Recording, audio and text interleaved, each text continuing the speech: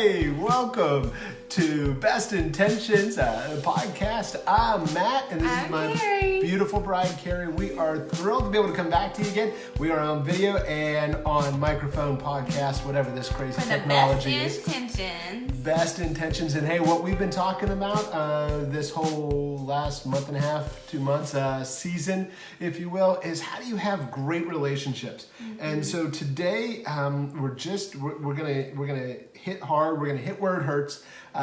We're gonna say that maybe one of the reasons why you don't have great relationships is because of you.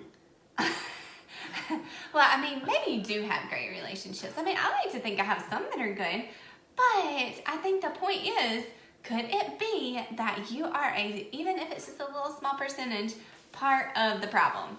You're part of the problem.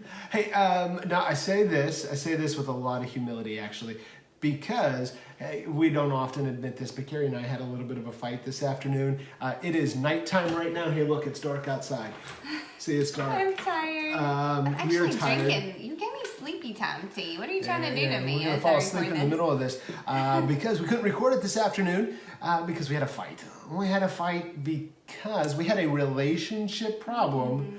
Because of a problem. We actually get You're this. Pointing to me for all had of a those. communication problem from the couple that teach people how to have effective communication. So what happens is you got when I'm just when you're trying to communicate, you got to make sure you're playing the same game. When you're trying to have a relationship, you got to be playing the same game, and sometimes we're just not, and I was not, and I wasn't sensitive, and I wasn't sensitive not because I came in going, I'm not going to be sensitive, I'm going to be mean to my wife, she's worked really hard on something, I'm going to ignore that. No, what happened was I was part of the problem because I was preoccupied with a lot of what was going on in my life. I had my own issues. And really, that's what we want to talk about today. You are part of the problem, or whoever you're trying to have a relationship is part of the problem, because there are no such things as relationship problems. There are people with their own baggage, with their own problems that bring that into the relationship. Well, we got to say that again because that's really important. There are no relationship problems. There are people with problems.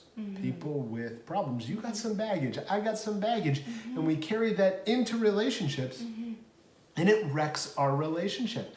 And so what we want to kind of come to today is a little bit of an open house, a clearing of the air that gives you and me, and not her because she's perfect. He's just trying to make it. I am. Is it working? Maybe. That's a no. That's a no.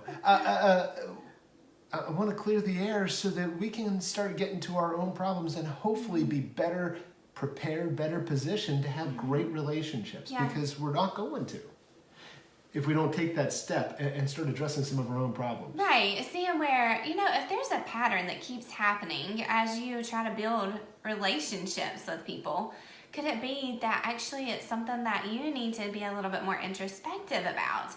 Instead of we are not having this to put you down or beat you up. We're talking to ourselves here too. I think when we look at things such as, some examples came to my mind when we were kind of talking about what we might talk about today, which was part of our argument, by the way. You're welcome. Hey, by the way, I mean it when you say... You're part of the problem. Share with us what you want us to hear. But, when I sit back and I think about those relationships where, I often will hear people say, well, they never reached out to me, or they never invited me, and it continues to be a problem over and over again. Or, well, I went to church and for 20 years, and then I stopped going, and nobody ever reached out to me. Now, are there problems there? Should people reach out? Absolutely. But sometimes my response is, what are you doing to be a good friend? What are you doing to reach out, to build those relationships, to nurture that yourself? What's going on within you? Well, and look, I'm just going to make it personal. And if any of you are from, the Pittsburgh area, part of my high school, experience, I'm just going to make this confession. I don't ever feel like I had a lot of great friends and a lot of great relationships with my peers growing up. And I'd like to point fingers at a bunch of different places, but the truth of the matter is, it was a pattern that continued into college and that continued even into my life and still continues now. I struggle with relationships with my peers. And the reason is I really lack confidence. It's not their fault. It's mine. It's the thoughts that go through my head, the things that I self-sabotage. It's almost like I am assuming they are not going to like me. I am not going to measure up. And then it becomes a self-fulfilling prophecy. Yeah. And it's like your self-talk puts you so down that it doesn't make you available to be a good friend, right? And it doesn't just affect my relationships with my peers. So if I'm honest, part of the fight we had today was not so much what I did to begin with, it's how I responded afterwards. Because Carrie pointed out what I did, and I didn't like that. How many of you like being called out? I don't. I mean, I guess I did something wrong too, right? Yeah, but I can't say that. No, dear, you're perfect. No, but what happened is she pointed out something, and I felt guilty. I felt bad. I felt like that was not fair. Because you truly had the best of intentions. I did. Yeah. But I sabotaged our communication because of the self-talk that was going on in my own head. I have enough problems. Don't put this on me. Don't make me the bad guy. And so we had a relationship problems because I have some personal problems. As we were thinking through this, we kind of came up with 2 words that might even be able to help you when it comes to this kind of stuff. Sometimes we make these assumptions or we do come up with these stories that are just not true, right? Nope, they are not true. They are a bunch of BS. They're bad stories. Bad stories. Bad stories. What it's did a bunch you think of we were BS. going to say? Hey, but remember that though, because sometimes you might assume, you may be assuming something of someone else. You might go to a life group, or you might go to that new place where you just got hired, or wherever it is, and you start to develop this BS or these bad stories that are just not helpful in any kind of way.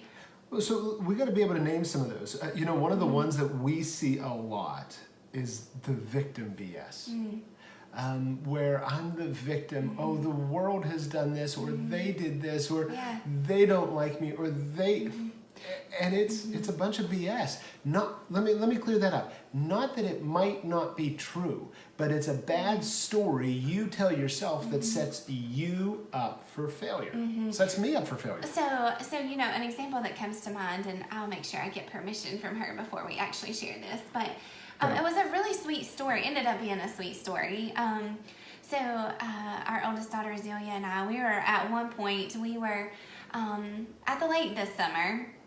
A lake that we always go to, and we were just enjoying swimming around in the swimming area, and then there was this group of girls there, and they looked like they might have been just a little bit older than her, but they were super cute, and they were laughing and having fun, and it looked like maybe they were having a birthday party, and they came down to the water, and they were essentially right beside us, and I was like, go play. I could tell that she wanted to connect with them, right? And so she kind of went over by them for a minute, and I watched. I was super curious as to what was going to happen. And then, I saw her get up on the pier, and all the other girls, and then she came back over to me, and she goes, Mom, I heard them laughing, and I'm pretty sure they don't like me, and they were talking about me and laughing at me. And honestly, it broke my heart, because I wanted her to be accepted, but I think a lot of times, sometimes, even we as parents can be guilty of wanting to protect our children so much that we do them a disservice. And that's a whole other podcast. But, I think I had an opportunity right there. I could have said, oh, honey, you are okay. Come here, baby. I'm so sorry you feel so bad. One of the things I chose to do is say, honey, why would they be laughing at you? You've done nothing to create to where they wouldn't like you anymore, and just go try. Like, maybe ask them something. Ask them what their names are, or what brought them out to the lake. Like, I kind of try to give her a starting place. Anyways, long story short, she ended up making friends with them, and they really liked her. And so we've kind of continued this conversation of, sometimes when you have those bad stories, you do set yourself aside, you separate yourself, and it makes it difficult for people to draw near to you. Well, and you identified what it is that will help you out. You've got to name the bad story. I'm not saying you live into it, you acknowledge what it is. You say it out loud, and what happens so often is when we expose bad stories to fresh air, we realize they stink. Let me say that again, because that's really important with BS. Expose it to fresh air and realize how bad it stinks. This is kind of fun. This is kind of fun. This really came to us before we started. but that's a critical thing to do. When you expose it, you let it out, you acknowledge it, you externalize it, and then you can see it. And you go, you know what, that is... Stinky. Yeah, that's not true. That is not good. That's not healthy. Or at least it gives you something to explore. So we've got the victim. The other side of the coin is sometimes we have bad relationships because we're overly confident. And like arrogant or narcissistic. We think the world revolves around us. Do you have... And what I've noticed when it comes to people that have that kind of arrogance is it's not that they don't have relationships. They have a million relationships, but they don't have any depth. So it's kind of on the surface, because shallow. everybody wants to be around that person that has the confidence that has, but you don't want to connect. Do people want to connect with you? Could I be the problem? So are you willing to admit where you're the problem?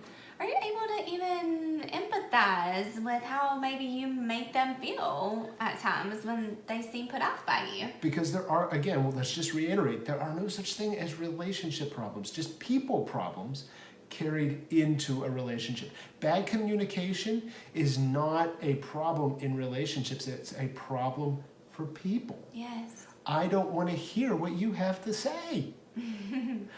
And that's going to lead to bad communication. Yeah, I'm afraid to be absolutely. hurt by what you're going to say. I'm too prideful to deal with what you're going to say. That's a person problem. One of the other things, kind of transitioning a little bit, is do you have too much time on your hands?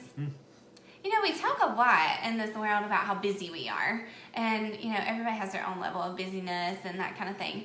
But I want to encourage you, if you're getting really wrapped up in negativity, overly focused on how people are not treating you right. If you have a lot of BS. Then maybe really take a look at, are you serving?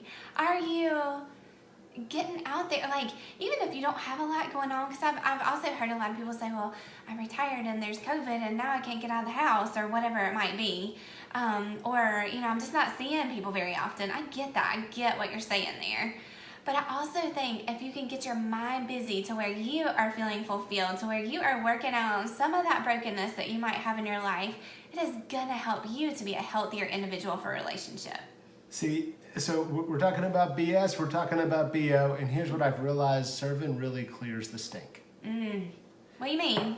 So when you get out and you start serving, when you get active, when you make sure your life is an active agent for good in other people's lives, it ends up really becoming fresh air. It clears the air, and it gets rid of the stink. Serving